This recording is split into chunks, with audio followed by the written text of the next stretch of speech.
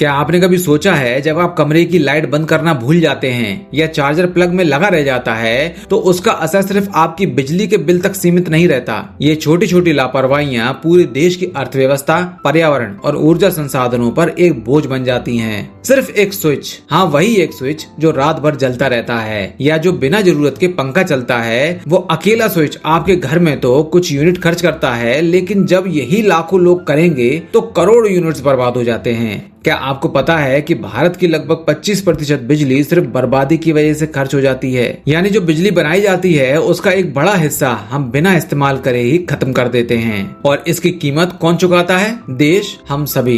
क्या आपने ये सोचा है कि जब बिजली ज्यादा बर्बाद होती है तो सरकार को और ज्यादा कोयला जलाना पड़ता है, और जब कोयला जलता है तो न सिर्फ वातावरण में जहरीली गैसें फैलती हैं बल्कि पर्यावरण की तबाही भी तेजी से होती है। तो एक स्विच से शुरू हुआ आलस ग्लोबल वार्मिंग तक पहुंच जाता है। और सबसे हैरानी वाली बात तो ये है कि भारत हर साल अरबों रुपए की बिजली सिर्फ सरकारी इमारतों, सड़कों और फैक्ट्रियों में अनदेखी की वजह से बर्बाद कर देता है। तो सवाल ये नहीं है कि इतनी सी बिजली से क्या होगा, सवाल ये है अगर हर कोई यही सोचे तो फिर बचाएगा कौन? क्या आप बिजली का सही इस्तेमाल करते हैं? कमेंट करके जरूर बताएं।